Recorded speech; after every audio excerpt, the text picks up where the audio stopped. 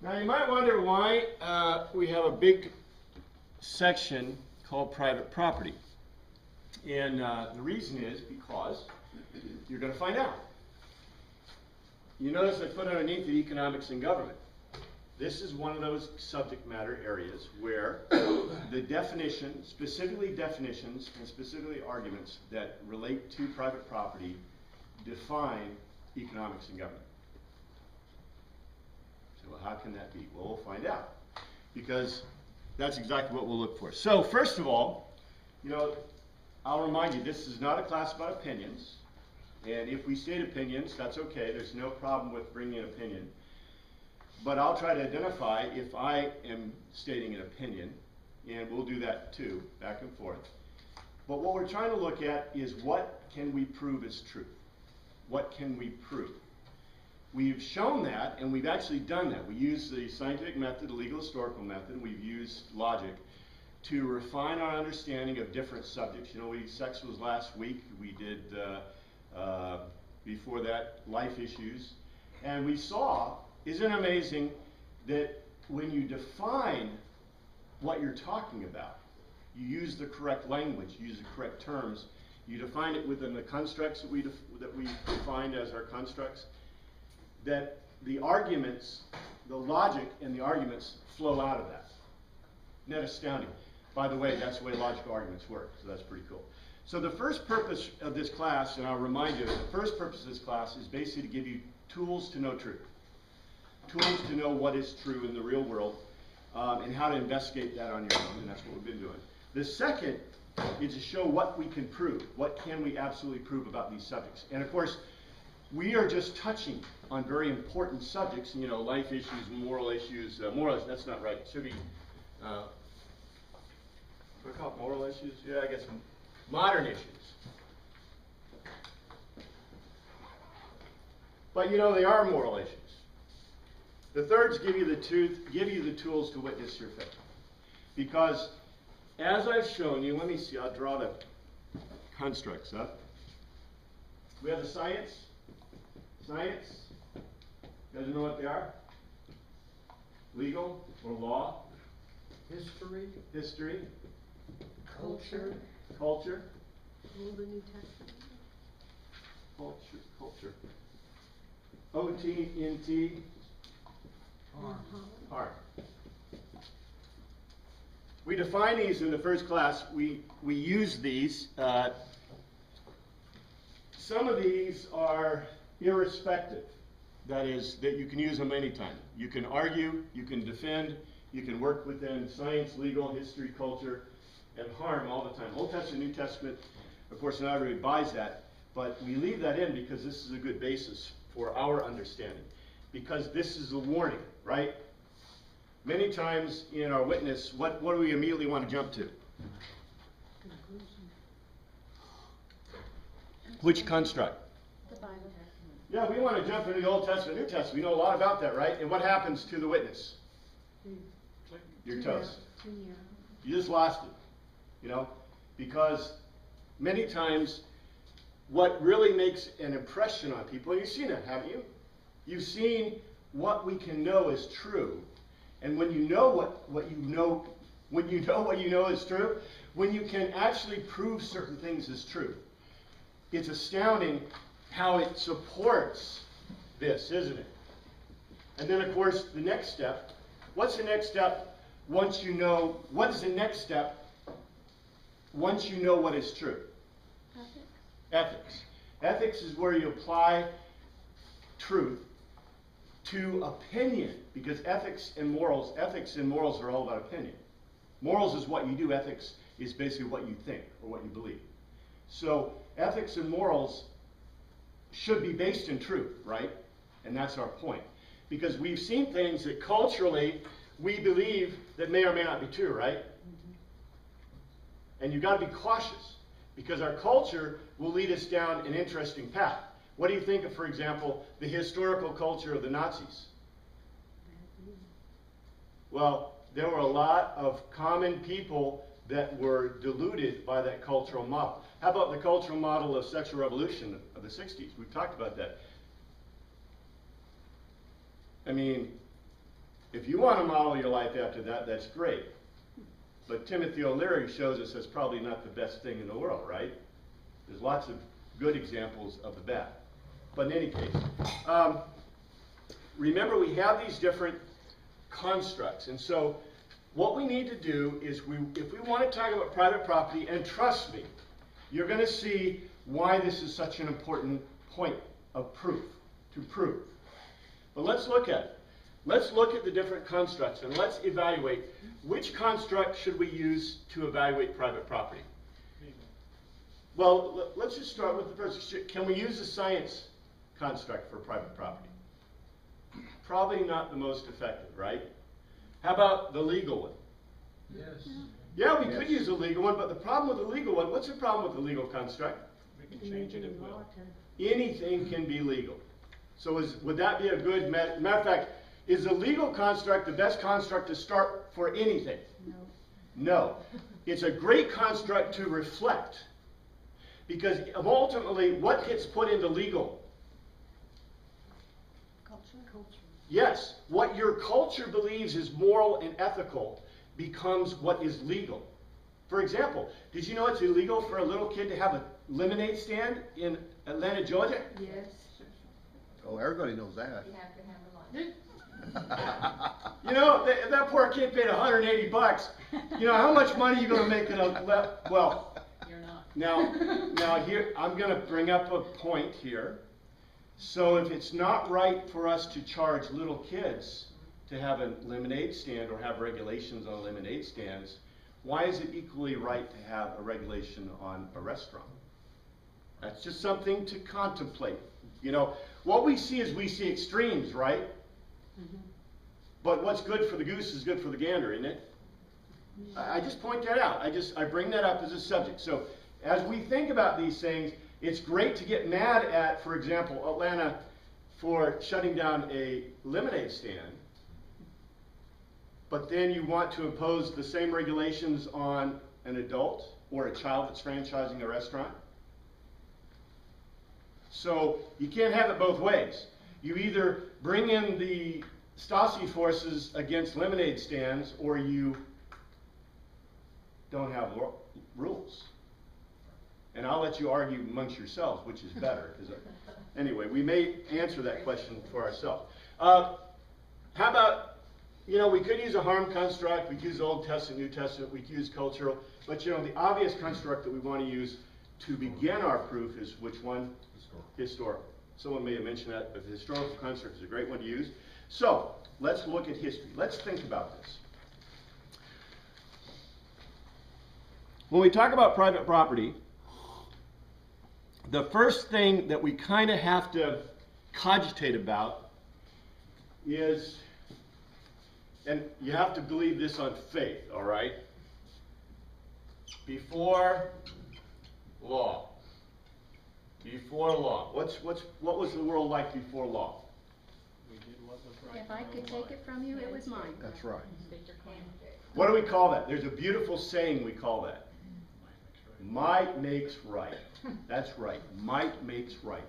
And the Wild West had some laws, but yeah, you know, and there's other things within that. But yeah, might makes right. So, and you see this reflected in the Old Testament, right? I mean, one of the reasons I think having Old Testament, New Testament as a construct and also having it as an available resource, because if you didn't read between the lines, if you've been in some of my classes where I've taught about the Hebraic view of some of this stuff, you can't miss the fact that might makes right. The guys that had a bunch of warriors and a bunch of helpers and a bunch of servants and a bunch of slaves and protectors, right, were the guys that could keep hold of what they had. But before law, in the world, historically, might makes right. Primitive man, you know, the idea of primitive man is a really broad misconception. Because we know that might makes right, but what does everyone want to tell you about primitive man? They shared everything. Shared communalism, lived in a state of grace, right? Kumbaya, yeah, you know. Wasn't wasteful. Now, what have we discovered anthropologically about Stone Age people? Short lives, brutal, A lot of slavery. What about the really primitives? This is very interesting.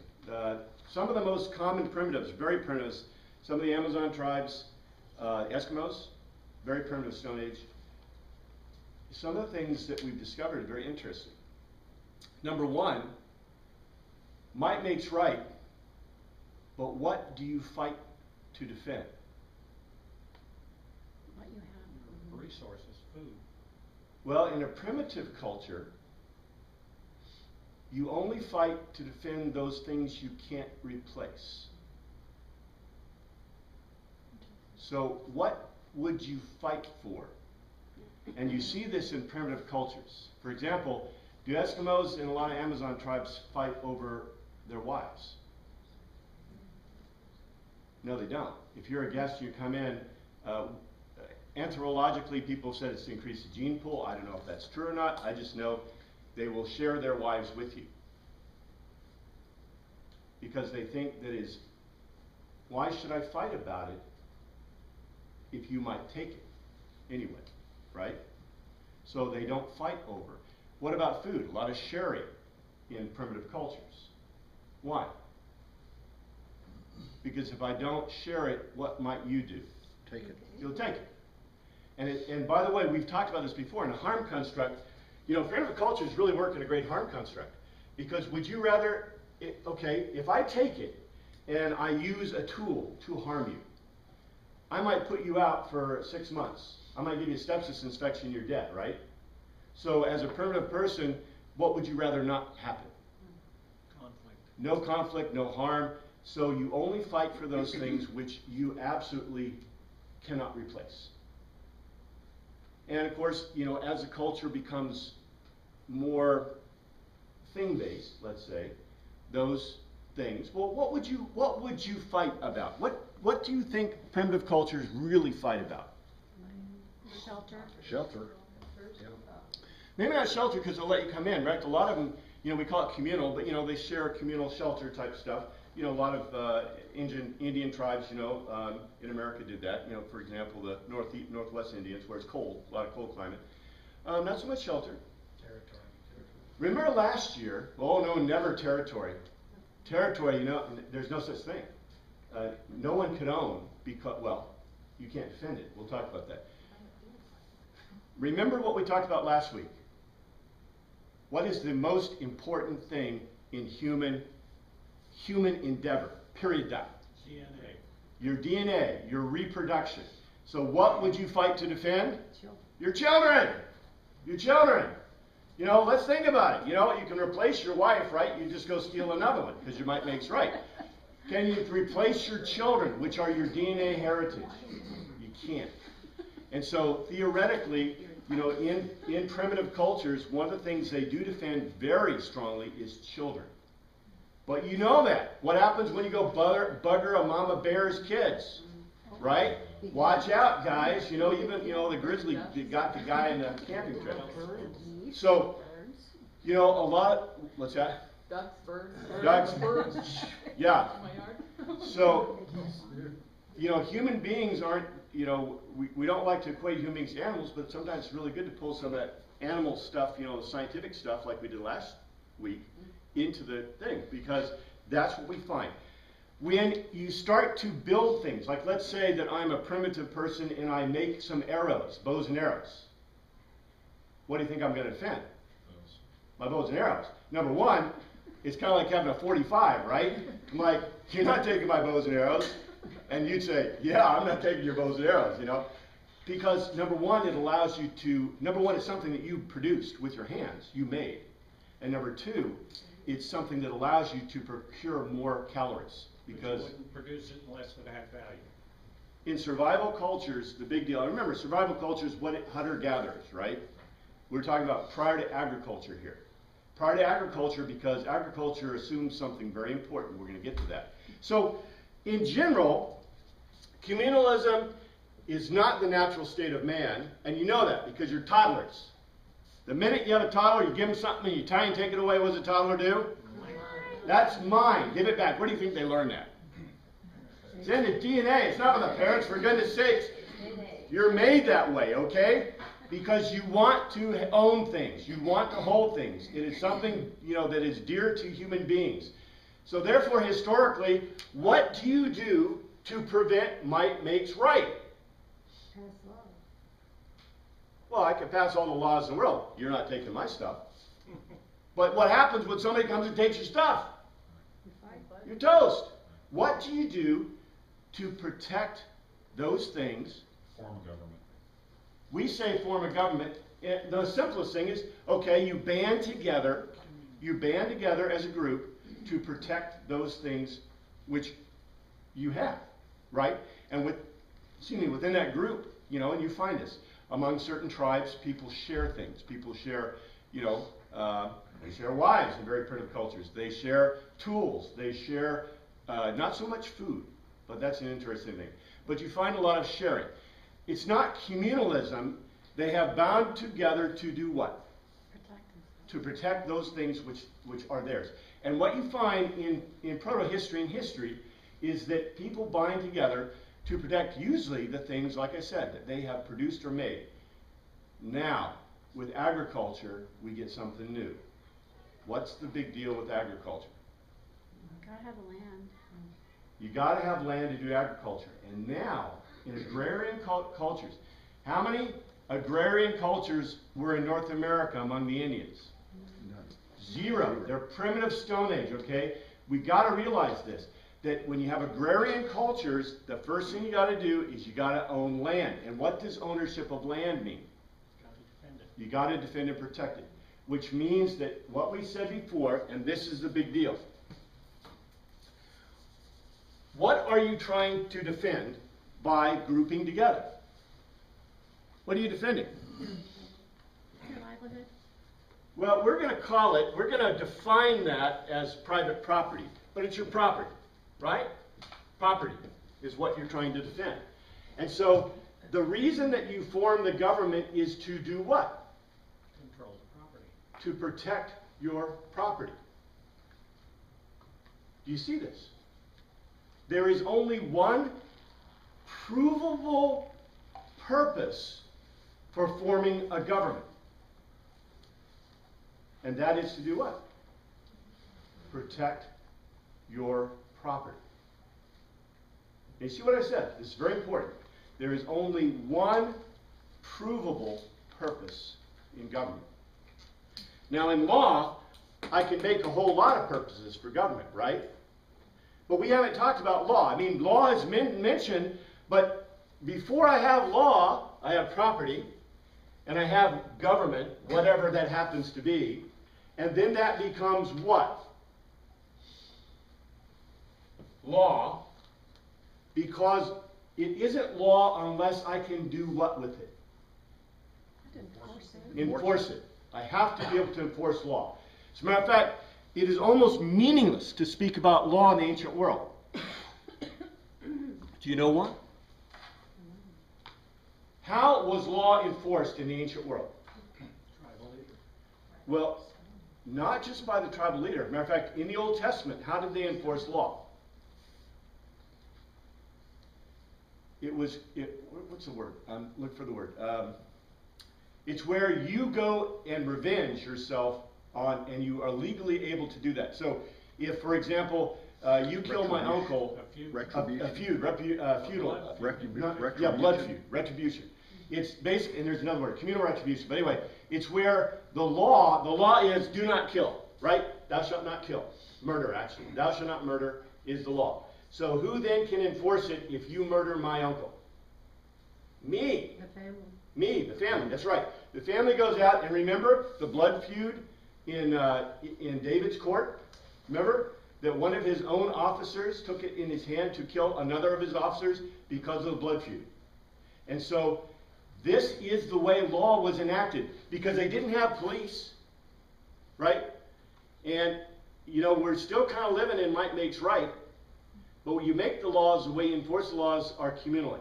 And so you get things like taboos and et cetera, et cetera. But this gets kind of complicated anthropologically, so let's not worry about that. Let's just recognize.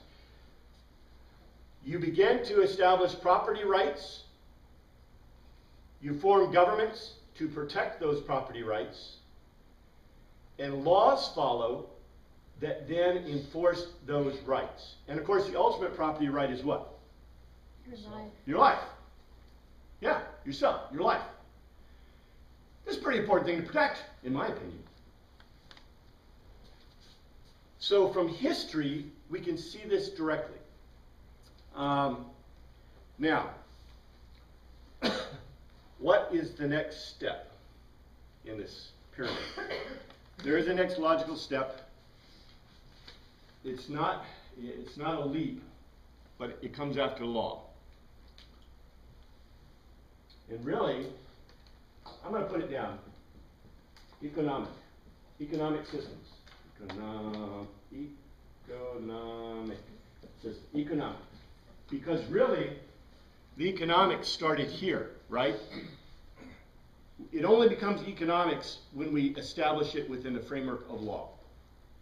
But in reality, the whole point is economics. So what we see in economic systems, that you can only achieve them under some constraint of law or tradition. Law or tradition. So, tell me about economic systems. Let's look at primitive. What's the most primitive economic system? Feudal.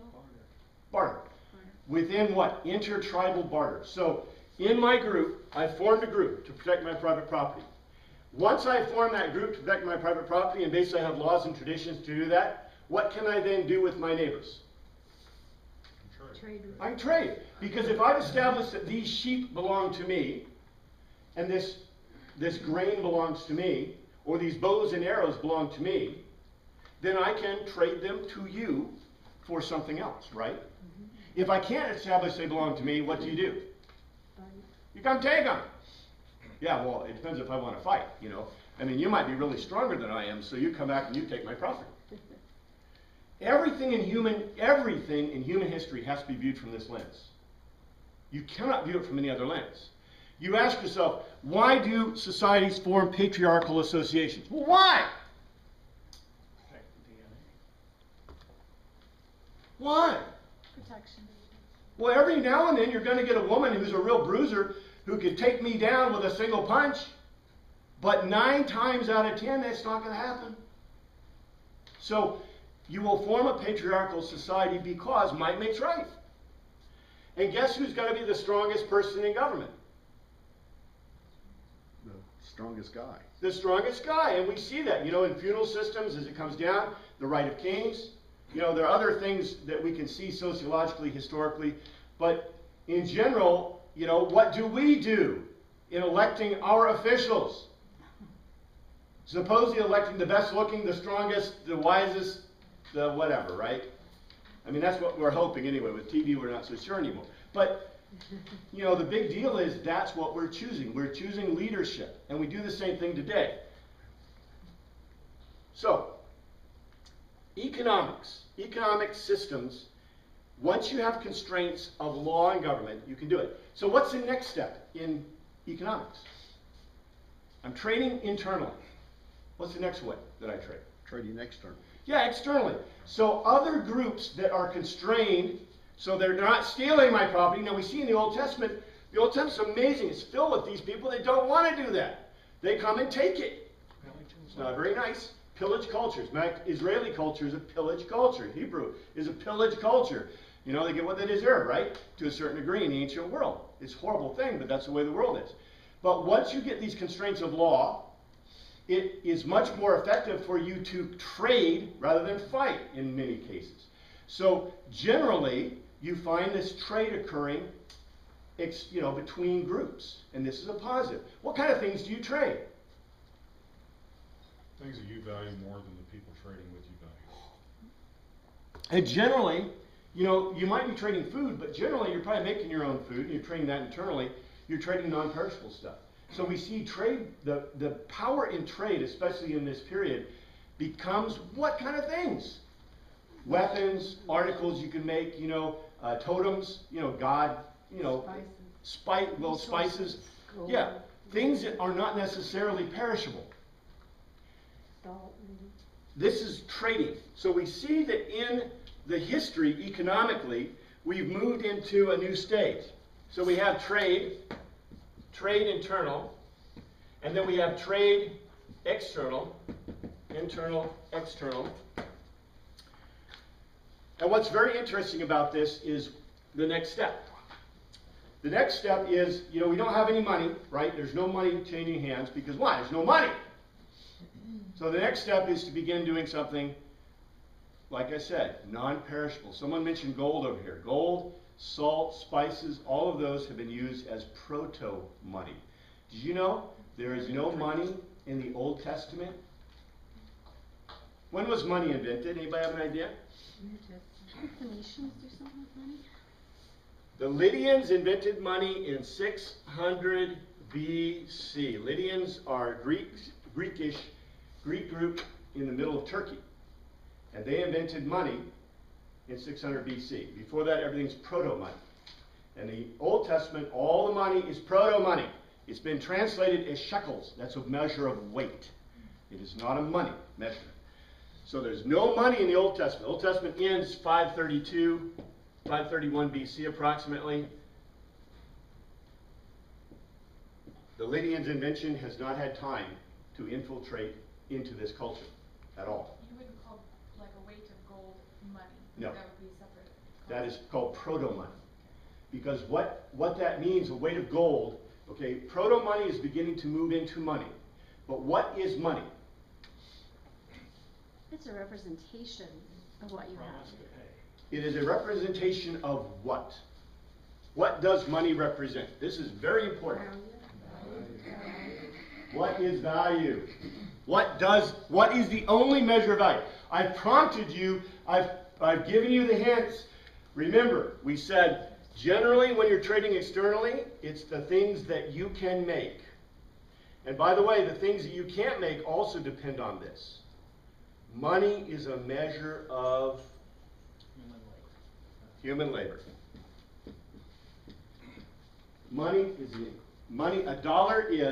A dollar equals the human labor that it takes to make that value.